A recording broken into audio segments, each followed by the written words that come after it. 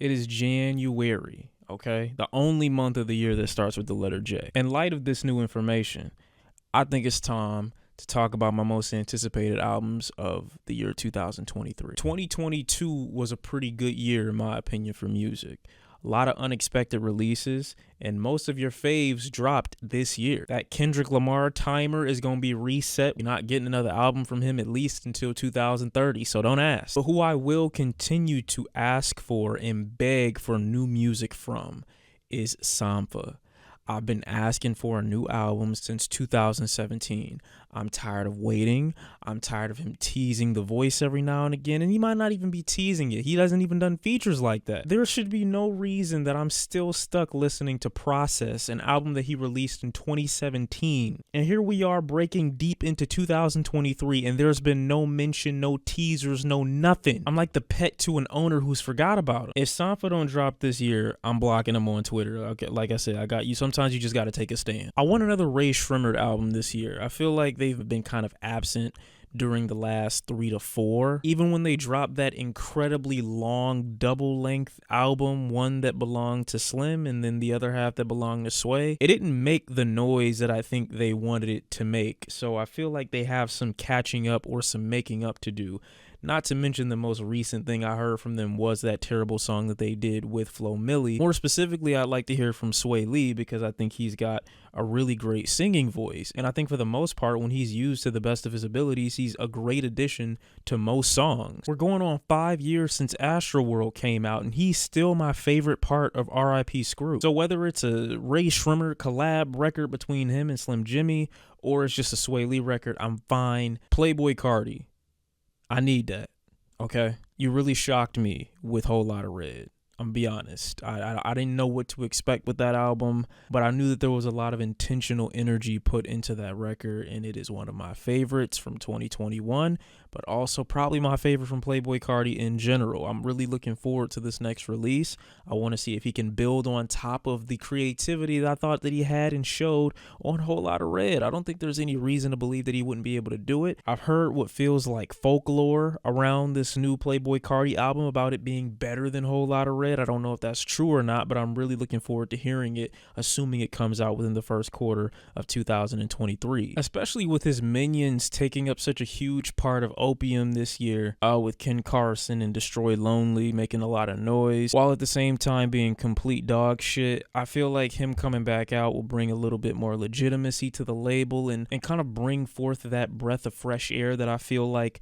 Opium needs, because so much of the artists who are, I feel like, on Opium are such derivative of Playboi Carti. So I'm hoping that he can lead them in another direction with this new drop. Next, I want to hear Griselda. And I don't mean I want to hear Benny and Conway and Westside and Boldy and Rome Streets on their own albums, which I do.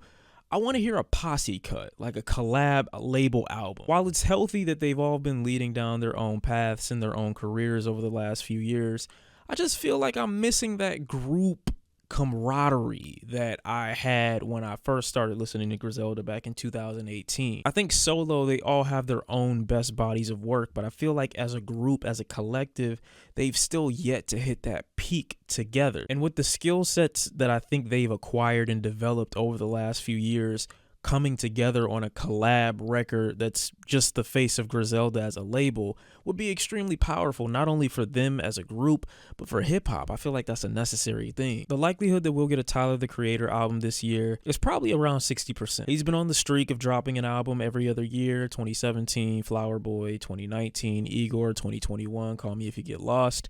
I don't expect that to have changed for 2023, although it could have. I think there's probably some indicator that we might get something by middle to end of this year. And if the past is any predictor of the future, I don't expect this to be any less quality than the previous records that Tyler's been dropped. I mean, to basically take your reputation and turn it into a masterpiece by essentially letting the music speak so highly and loudly for itself, changing the public's opinion and perspective of you and your music to such a degree that we expect nothing but greatness from you moving forward, I think is a testament to how talented Tyler, the Creator, is and how talented he's shown himself to be. And of course he has his influences, but he takes those influences and makes whatever world he wants to make out of it. He's not derivative. I don't just listen to him and think, oh, this sounds like Kanye, or this sounds like Pharrell, or this sounds like Andre, or this sounds like Frank Ocean. Like, he takes every influence and uses it to its highest degree. Next, I'm gonna go ahead and put Travis Scott in here. I think he's remained relatively silent and unproblematic throughout the controversy of the Astroworld Festival in 2021. I think he should be able to move forward. I think going beyond this point, the music may be a reflection of a bit of a change, hopefully. And I think if he's smart, he probably altered the sound of the record so as not to incite what could be perceived as quote-unquote overly energetic music for his next festival or concert in the future. I think mellowing out his sound a little bit will probably be the best way to kind of curb what that outcome might be. And I could be completely wrong, and he could be like, well, we still gonna rage at the end of the day, it doesn't matter. But I feel like it'd be in his best interest to kind of explore another sound, one that's a bit softer, maybe a bit more mellowed out, and maybe, you know, deliver or access a bit more of his personality and incorporate that into the music so that we don't have to just count on the production for the most part. Utopia, I think, will be a pretty good album, and I haven't heard anything from Travis Scott that I would say is bad over the last 5-6 years. And the last thing that he left us with almost 5 years ago was Astroworld, which I think was a pretty good album. Me hating Travis Scott as a meme to the channel is kind of funny, but in all seriousness, I do think Travis Scott is one of the best at building a world through music alone and knows how to be the driver of a song regardless of him being a ghost in his own whip. If I had to ask for anything from a Travis Scott album, it's music that has this explorative factor. One of the reasons I love Maria, I'm Drunk isn't because of how much singing is going on, which is an amazing addition. It's because of how enchanting and enticing the song is.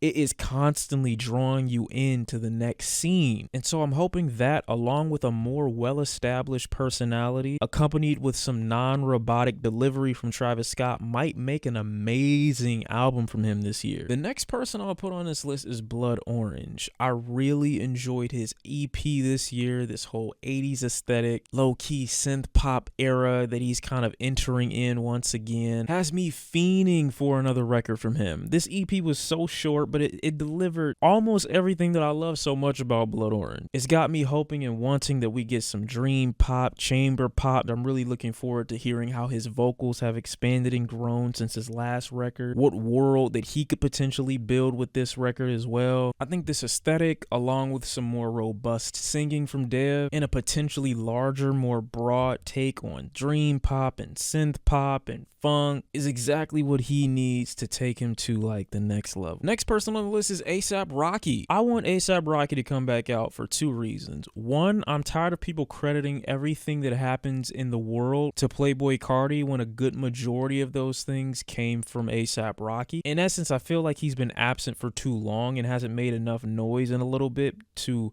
kind of remind people that a lot of the shit, fashion choices, musical styles, personality, started from his era. And I guess I want him to come back out to make some noise, drop his nuts, let the world know that I'm him and I've been him for a minute.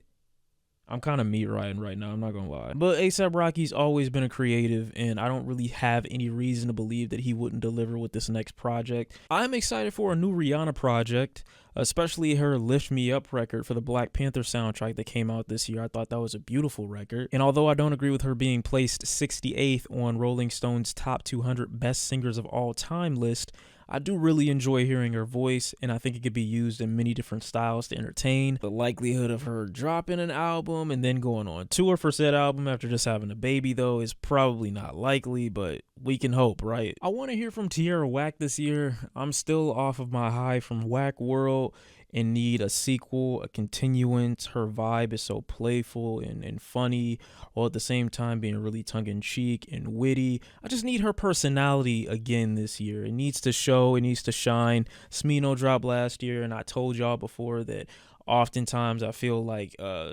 Tierra Whack and Smino kind of go hand in hand with their level of personality and fun that they generally have with a track. Tierra Whack just being the one to get to those points and ideas much quicker, and it's just a joy to listen to. I want to hear another album from Jamila Woods this year. Legacy was probably my favorite, well, one of my favorite records from 2019. Her voice on most tracks was really bright, really large, very grand. She sung well. I'm just looking forward to a continuation of that quality year 2023. It's been too long. I'm still off my high from Eviscerated, but I'm looking forward to hearing more music from Funeral this year. Dude seems to be working at a pretty consistent rate, and I don't expect him to take his foot off the gas anytime soon. So hopefully within the next few months, 2, 6 to 8 to 10 months, if I have to wait that long, I'm going to be on that new Funeral record as soon as it comes out. I heard a PARTYNEXTDOOR snippet the other day, and I'm not going to lie to you. I got a little excited. I got turned on. I did. I got a little turned on. I was like, yo, I ain't heard from you in a minute, even though you kind of been like a Young Thug clone these last few years. Like, let me see something. You know, that's kind of what I'm on right now. So if you don't drop, I'm not going to be mad, but if he does drop, I'm going to be looking over my shoulder like, I'm glad I was waiting on you. So I'm expecting good things from PARTYNEXTDOOR this year. Hopefully with these snippets that I've heard, they sound pretty good. They sound pretty quality. Hopefully if that's indicative of anything to come, we're going to be looking at a pretty decent project from Party this year. I hope I get new music from Shura this year. I really was impressed with the inspiration that she kind of took from Janet Jackson and used on her Forever project in 2019. Hopefully she can continue that wave and continue that trend and even build a bigger world for herself to sing on in 2023. Looking forward to hearing from her this year. Also, Lyra Pramuk this year.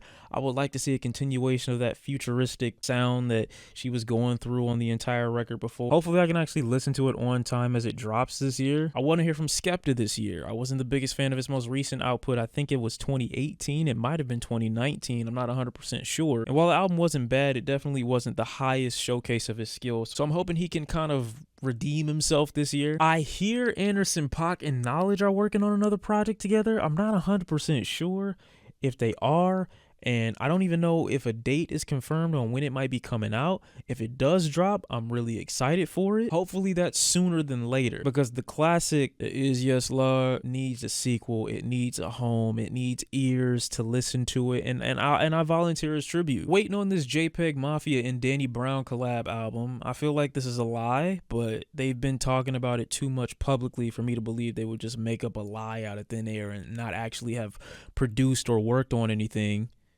That would be crazy if they did that, right? Isn't it about time we got another Swans album too? Last time they dropped was on my birthday in 2019.